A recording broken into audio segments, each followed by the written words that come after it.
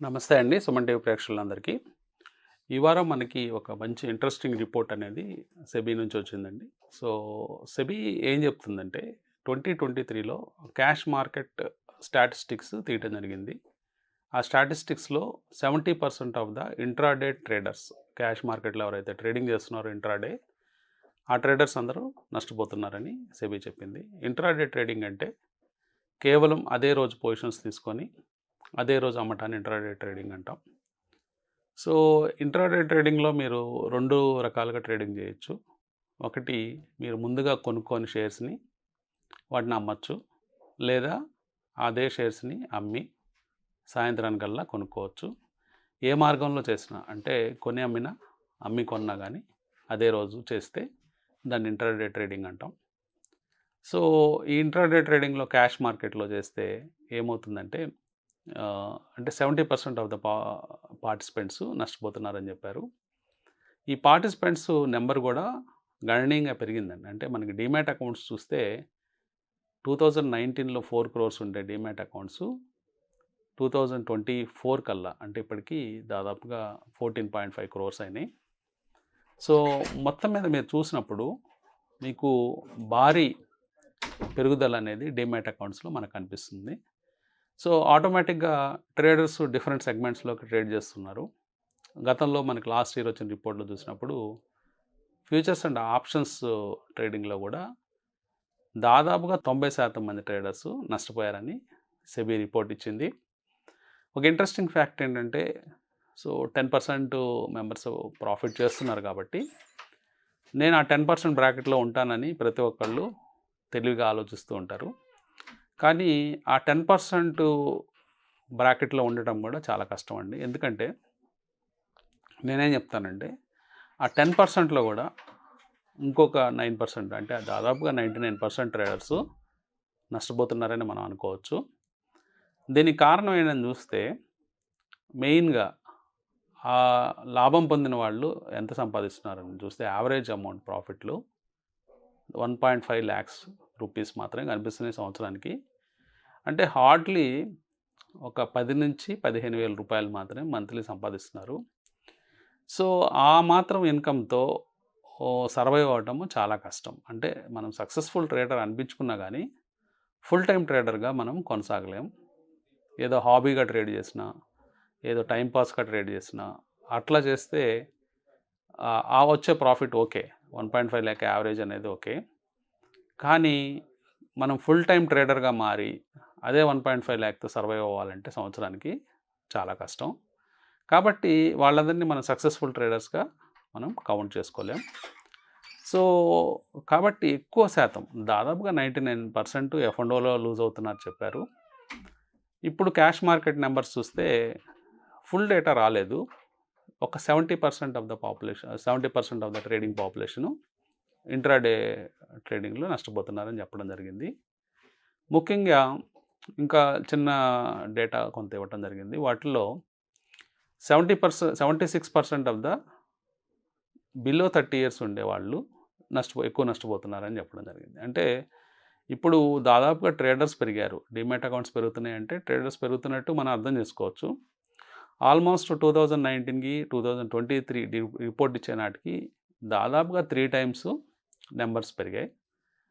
So 3 times traders పెరిగారు. So పెరిగిన ట్రేడర్స్లో ఇంకొక రకమైన డేటా తీస్తే ఓన్లీ 30 years కంటే తక్కువ ఉన్న వ్యక్తులను కనుక మనం చూస్తే దాదాపుగా 76% నష్టపోతున్నారని రిపోర్ట్ చెప్తుంది. అట్లాగే జెండర్ బేస్డ్లో కనుక రిపోర్ట్స్ వాళ్ళు చెప్పినప్పుడు, అంటే లేడీస్ అంటే ఉమెన్ వర్సెస్ మెన్ చూసినప్పుడు ఉమెన్ కేటగిరీలో పర్సంటేజ్ ఆఫ్ లూజర్స్ తక్కువగా ఉన్నారు. అంటే కంపారిటివ్గా మెన్ కంటే ఉమెన్ తక్కువ నష్టపోతున్నారు మార్కెట్లో. ఇదొక ఇంట్రెస్టింగ్ ఫీచర్గా మనం చెప్పుకోవచ్చు. అంటే ఎక్కువ ఆవేశంగా ఎమోషన్స్ గురవుతున్న వాళ్ళు మెన్ అని ఈ రిపోర్ట్ చెప్తుంది. అట్లాగే మ్యారీడ్ వర్సెస్ అన్మ్యారీడ్ ఈ రిపోర్ట్ తీసినప్పుడు మ్యారీడ్ అయిన వాళ్ళు తక్కువ నష్టపోతున్నారని ఇంట్రాడే ట్రేడింగ్లో సెబీ స్టడీ చెప్తుంది. అంటే ఎమోషన్స్ అనే మ్యారీడ్ పర్సన్స్లో అంటే మేబీ మ్యారీడ్ అంటే ఇక్కడ ఇంకొక అంశం కూడా మనం గుర్తుంచుకోవాలి. మోస్ట్లీ వీళ్ళందరూ అబోవ్ 30 ఇయర్స్ ట్రేడర్స్ అయి ఉండొచ్చు. సో న్యాచురల్గా little bit of experience trading పరంగా వాళ్ళకు ఉండుంటుంది.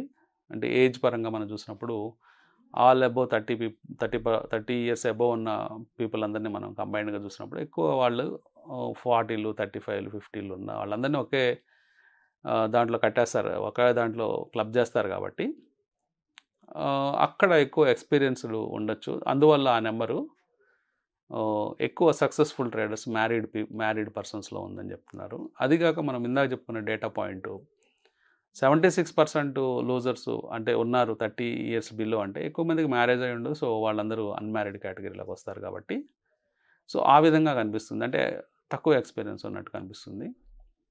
సో ఇక్కడ ఏం జరుగుతుంది, వీటిని ఎలా అధిగమించాలి, అసలు ఎట్లా మనము చూద్దాము. ముఖ్యంగా ఏం జరుగుతుంది అనేది అబ్జర్వ్ చేస్తే, ఒకటి మనం కొట్టిపారేయలేమండి. మార్కెట్స్ గత కొన్ని నెలల నుంచి స్టడీగా పెరుగుతున్నట్టు మీకు కనిపిస్తాయి.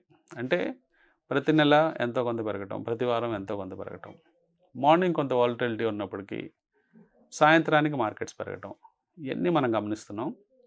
కానీ ఎక్కువ మంది ట్రేడర్స్కి ఏమవుతుందంటే ఈ వాలటిలిటీ అనేది ఇంట్రాడేలో ఉంటుంది. సో ఉదయం నుంచి సాయంత్రం దాకా జరిగే ట్రేడింగ్లో ఇంట్రాడే వాలటిలిటీ ఎక్కువగా ఉండటం వల్ల స్టాక్స్ ఒక గంటలో 2-3% పైకి పెరగటం, నెక్స్ట్ అవర్లో మళ్ళీ ఒక 2% కింద పడిపోవటం, మళ్ళీ ఆ నెక్స్ట్ అవర్లో 2% పైకి వెళ్ళటం, ఇలా జరుగుతూ ఉండటంతో ట్రేడర్స్ని కన్ఫ్యూజ్ చేస్తూ ఉండొచ్చు మార్కెట్.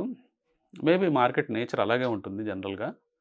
సో ఈ వాలటైలిటీ వల్ల ఎక్స్పీరియన్స్ తక్కువగా ఉన్న ట్రేడర్స్ ఎక్కువ నష్టపోతున్నారు. తర్వాత కొత్తగా ఇంజెక్షన్స్ అని ఇట్లాంటి కాన్సెప్ట్స్ మనం వింటున్నాము. ఇంజెక్షన్స్ అంటే ఇండెక్స్లో చూస్తున్నాము, అంటే సడన్గా మార్కెట్స్ కొలాప్స్ అయిపోవటం, అంటే ఇండెక్స్ లెవెల్లో మార్కెట్స్ 1% 2% కొలాప్స్ అవ్వటం, ఇండెక్స్ లెవెల్లో మళ్ళీ మార్కెట్లు 1% 2% పెరగటం మనం అడపదడప చూస్తున్నాము. సో దాని ఇంపాక్ట్ స్టాక్స్ మీద ఎక్కువగా ఉంటుంది. సో ఆ స్టాక్స్లో ఆ ఇంపాక్ట్ వల్ల స్టాక్స్ ఇండెక్స్ ఎప్పుడైతే 2% క్రాష్ అవుతుందో ఇంట్రాడేలో, స్టాక్స్ 5-10% క్రాష్ అయ్యే సందర్భాలు మనం చూస్తాం. అంటే కొన్ని స్టాక్స్ అయితే సేమ్ డేలో లోవర్ సర్క్యూట్ పడిపోయి మళ్ళీ అప్పర్ సర్క్యూట్ పడిపోవడం, లేదా అప్పర్ సర్క్యూట్ పడి మళ్ళీ లోవర్ సర్క్యూట్ పడిపోవటం, ఇట్లాంటివన్నీ మనం అబ్జర్వ్ చేస్తూ ఉంటాం. సో అందువల్ల కూడా ఇంట్రాడే ట్రేడర్స్కి చాలా ఛాలెంజింగ్ ఎన్విరాన్మెంట్గా మనకి స్టాక్ మార్కెట్ కనిపిస్తూ ఉంటుంది. ఓవరాల్గా మార్కెట్ పిక్చర్ మీరు అబ్జర్వ్ చేస్తే ఈ ఇంజెక్షన్స్ ఇవి కాకుండా లేవరేజ్ అనేవి పోతూ ఉందండి. అంటే మీకు అప్పిచ్చేవాళ్ళు మార్కెట్లో ఎక్కువయ్యారు. అంటే ఎంటీఎఫ్ అని దానికి ఒక పేరు, మార్జిన్ ట్రేడ్ ఫండింగ్ అని. సో మీరు ₹1,00,000 పెట్టుబడి పెడితే మీ స్టాక్ బ్రోకరు ఒక ₹4,00,000 దాకా ఫండ్ చేసే అవకాశం ఉంది. చాలా బ్రోకర్స్ ఆ విధంగా చేస్తున్నారు. సో దానికి స్వల్పపాటి ఇంట్రెస్ట్లు, ₹1 ఇంట్రెస్ట్, అంటే యాన్యువల్ ఇంట్రెస్ట్ రేట్స్ దాదాపుగా 12% నుంచి 18% మ్యాక్సిమము, లేదా కొంతమంది అగ్రెసివ్ స్టాక్ బ్రోకర్స్ ఇంకా తక్కువ రేట్ ఇంట్రెస్ట్ కూడా, అంటే 8% పర్ యానం అలా కూడా ఇస్తున్నారు. సో ఈ ఫెసిలిటీస్ ఎక్స్పీరియన్స్ లేని ట్రేడర్స్ తీసుకోవడం జరుగుతుంది. సో ఎక్స్పీరియన్స్ లేని వాళ్ళు ఆ మార్జిన్ ట్రేడ్ ఫండింగ్ వైపు వెళ్ళి స్టాక్స్ వాళ్ళ దగ్గర ఉన్న ₹1,00,000-2,00,000కి 6 లక్షలు, 8 లక్షలు, 10 లక్షలు ఇట్లా లోన్ తీసుకొని ఈ ఇంట్రాడే ట్రేడింగ్లో స్ట్రాటజీస్ ఇంప్లిమెంట్ చేయడం, లేదా పొజిషనల్ ట్రేడింగ్ ఇంప్లిమెంట్ చేయడం చేస్తున్నారు. సో తద్వారా వాళ్ళకి ఏమవుతుందంటే ఛార్జెస్ పెరుగుతున్నాయి. అంటే జనరల్గా గవర్నమెంట్ వేసే ఛార్జెస్ కూడా ఇంట్రాడే వాళ్ళకి మీకు తెలియంది కాదు. రైట్ ఫ్రమ్ ఎస్టీటీ దగ్గర నుంచి stock brokerage charges, GST, STT, turnover charges, SEBI సెస్లు, ఎడ్యుకేషనల్ సెస్లు, ఇట్లా మీకు అన్ని ఛార్జెస్ ఉంటాయి. ఈ ఛార్జెస్ కాకుండా మీరు లాభం సంపాదించినట్లయితే ఇది స్పెక్యులేషన్ బిజినెస్ కింద వస్తుంది. ఇంట్రాడే క్యాష్ మార్కెట్ అనేది 30% charges end of the year మీరు ప్రాఫిట్ వస్తే మళ్ళీ కట్టాల్సి ఉంటుంది. ఇవి కాకుండా మీరు మార్జిన్ ట్రేడ్ ఫండింగ్లో మీరు మనీ తీసుకున్నట్లయితే మళ్ళీ ఆ ఇంట్రెస్ట్ ఛార్జెస్ ఆ పర్టికులర్ బ్రోకర్కి కట్టాల్సి ఉంటుంది. సో ఇన్ని రకాల ఛార్జెస్ తర్వాత మీరు లాభం సంపాదించాలంటే మీకు చాలా ఎక్స్పీరియన్స్ ఉండాలి. అంతేగాని ప్రతి ఒక్కళ్ళు మనకి జస్ట్ యాప్ దొరికింది, లేకపోతే యాప్లో మనం కొనొచ్చు, అమ్మచ్చు, ఇలాంటి ఆలోచనలతో ఎక్స్పీరియన్స్ లేని వాళ్ళందరూ కూడా ఇట్లాంటి లీవరేజ్ ప్రోడక్ట్స్ని తీసుకుంటూ ఉన్నారు. సో ఈ లీవరేజ్ ప్రోడక్ట్స్ తీసుకోవడం వల్ల కూడా ఎక్కువ మంది నష్టాలకు గురవుతున్నారని మనం చెప్పుకోవచ్చు.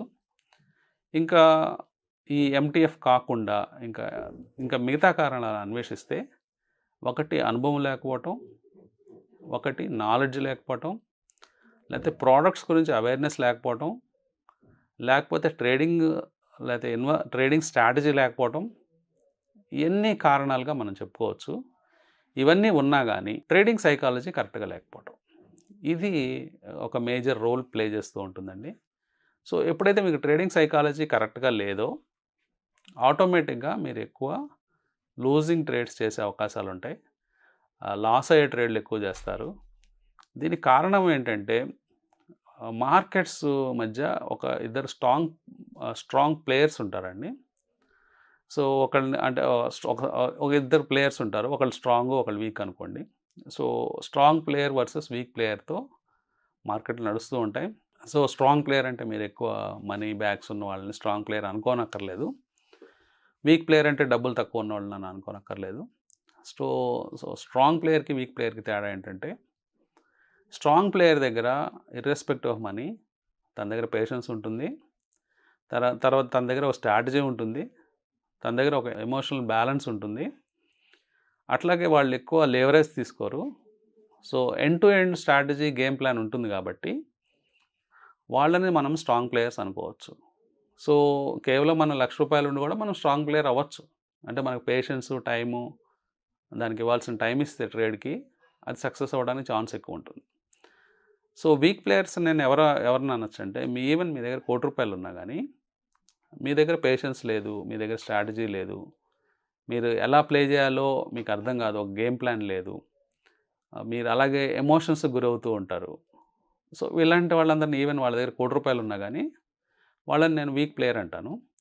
సో స్ట్రాంగ్ ప్లేయర్కి వీక్ ప్లేయర్కి తేడా తెలిస్తే, సో మార్కెట్ ఏం చేస్తూ ఉంటుందంటే, అంటే మార్కెట్ అంటే ఏం లేదండి, కంబైన్డ్ మైండ్, అందరి మైండ్ కలిపి ఒక మార్కెట్ అది. సో స్టాక్స్ సర్టన్ వాలటిలిటీతో తిరుగుతూ ఉంటాయి. సో ఈ వీక్ ప్లేయర్స్ అందరూ కూడా వర్స్ట్ పాయింట్లో ఎగ్జిట్ అవుతుంటారు. స్ట్రాంగ్ ప్లేయర్స్ వర్స్ట్ పాయింట్లో కూడా కూర్చొని, అంటే వాళ్ళకి వాళ్ళ బుక్స్లో లాస్ చూపించినా కానీ ఒక పేషెన్స్తో, ఒక గేమ్ ప్లాన్తో ఉంటారు కాబట్టి ఎక్కడ కట్ చేయాలో తెలుసు. నిజంగా సీరియస్గా మార్కెట్ పడుతుందా, లేదా మార్కెట్లో ఊరికనే వీక్ ప్లేయర్స్ని బయటకు దోసేయడానికి మార్కెట్ పడుతుందా, ఈ రెండు అంశాలని చాలా కేర్ఫుల్గా వాచ్ చేయాలండి ప్లేయర్స్. ఈ రెండు అంశాలను కేర్ఫుల్గా వాచ్ చేసినట్లయితే మీ సక్సెస్ రేట్ ఎక్కువగా పెరిగే ఛాన్స్ ఉంటుంది. అట్లాగే మీరు ఒక స్ట్రాంగ్ ప్లేయర్గా బిల్డ్ అయ్యి డెవలప్ అయ్యే అవకాశాలు పెరుగుతాయి. ఆ అంశం తెలియనప్పుడు ఏమవుతుందంటే, మనం ఒక వీక్ ప్లేయర్గా మిగిలిపోయే అవకాశం ఉంది. సో మార్కెట్ ఎమోషన్స్కి లోబడే అవకాశం ఉంటుంది. మార్కెట్ ఎమోషన్స్లో మనము ఇన్వాల్వ్ అయిపోయి ఆ ఎమోషనల్ బ్యాలెన్స్ తప్పితే ఆటోమేటిక్గా బిగ్ లాసెస్ బుక్ చేసుకునే ఛాన్స్ ఉంటుంది. సో దీన్ని అవాయిడ్ చేయడానికి మినిమం మీరు కొంచెం టెక్నికల్ అనాలిసిస్ ప్రాక్టీస్ చేయండి. కొంచెము టెక్నికల్ అనాలిసిస్ ప్రాక్టీస్ చేసినప్పుడు మీరు ఒక లెవెల్స్ని ఆప్టిమైజ్ చేసుకోవచ్చు. ఓకే, ఈ అనాలిసిస్ ప్రకారం లేకపోతే ఈ ఇండికేట్ ప్రకారం నేను ఈ ప్రైస్ కట్ అవుతుంటే నేను ఎగ్జిట్ అయిపోతాను, లేకపోతే ఈ ప్రైస్ వచ్చినప్పుడు నేను టార్గెట్ బుక్ చేసుకుంటాను. ఇట్లాంటివన్నీ కూడా చిన్నపాటి టెక్నికల్ అనాలిసిస్లో కూడా మీరు అనుభవం తెచ్చుకోవచ్చు. అనుభవం తెచ్చుకొని మీ ఎమోషన్స్ని బ్యాలెన్స్ చేసుకోవడానికి ఆ పర్టికులర్ టూల్స్ టెక్నికల్ అనాలిసిస్లోనే ఉపయోగపడతాయి. కేవలం మీరు స్ట్రాటజీ లేకుండా ప్రైస్ వాచ్ చేసినప్పుడు మీరు ఎమోషన్స్కి గురయ్యి, అంటే వర్స్ట్ పాయింట్ లేదా వెరీ బ్యాడ్ మూమెంట్లో మీరు ఎగ్జిట్ అయ్యే అవకాశాలు ఉంటాయి. అందరూ అనుకునేది ఎప్పుడు కూడా మనం ఒక బ్యాడ్ పాయింట్లో ఎగ్జిట్ అయిన తర్వాత మార్కెట్స్ మళ్ళీ రివర్స్ అవుతూ ఉంటాయి. అరే నేను ఎగ్జిట్ అయిపోయాను, మార్కెట్ రివర్స్ అయిపోయింది, పెరిగిపోయింది అక్కడ నుంచి, సో నన్ను ఎవరైనా వాచ్ చేస్తున్నారా, లేకపోతే ఎవరైనా ఈ ట్రేడ్ చూసి ఎగ్జాక్ట్గా నన్ను బయటికి తోసేసి వాళ్ళు వెళ్తున్నారా అని మీరు అనుకోవచ్చు. కానీ అలా ఎప్పుడు జరగదండి. మార్కెట్లో మిమ్మల్ని ఎవరు చూడరు. మీ పొజిషన్స్ అసలు మార్కెట్కి సిగ్నిఫికెంటే కాదు. ఓన్లీ థింగ్ ఏంటంటే మీరు సక్సెస్ రేట్ చూడండి. F&O ట్రేడింగ్లో కానీ ఏ పర్టికులర్ ట్రేడింగ్లో అయినా కానీ కేవలం సక్సెస్ రేటు 1%, 2% ఉంటుంది. కాబట్టి హోల్ లాట్ ఆఫ్ పొజిషన్స్లో ఐదర్ లాంగ్ సైడ్ ఉన్న వాళ్ళైనా షార్ట్ సైడ్ ఉన్న వాళ్ళైనా సక్సెస్ అవ్వాలంటే మీరు ఆ 1% ఆ 2% బ్రాకెట్లోకి వెళ్ళాలి. అలా వెళ్ళాలి అంటే ఇందాక చెప్పిన ఎమోషనల్ మేకప్ అంతా మీకు ఉండాలి. సో ఆ మేకప్లో ఆ ట్రేడింగ్ సైకాలజీ, ఫిట్లో కనుక మీరు ఉన్నట్లయితే మీరు ఆ 1% 2% బ్రాకెట్లో ఉండే అవకాశం ఉంది. మిగతా 98% of the population, trading population ఏమనుకుంటారంటే జస్ట్ నన్ను హిట్ కొట్టి నా స్టాప్ లాస్ కొట్టేసి మార్కెట్ పక్కకి వెళ్ళిపోయింది అనుకుంటారు. అది జనరల్గా ట్రూ కాదు. సో కాబట్టి ఇప్పుడు మనం అనుకున్న కొన్ని పాయింట్స్ని మీరు మైండ్లో పెట్టుకొని మీ ప్రాక్టీస్ చేసే విధానాన్ని మీరు మార్చుకున్నట్లయితే మీరు కూడా ఒక సక్సెస్ఫుల్ ట్రేడర్గా మిగలొచ్చు. Thank you.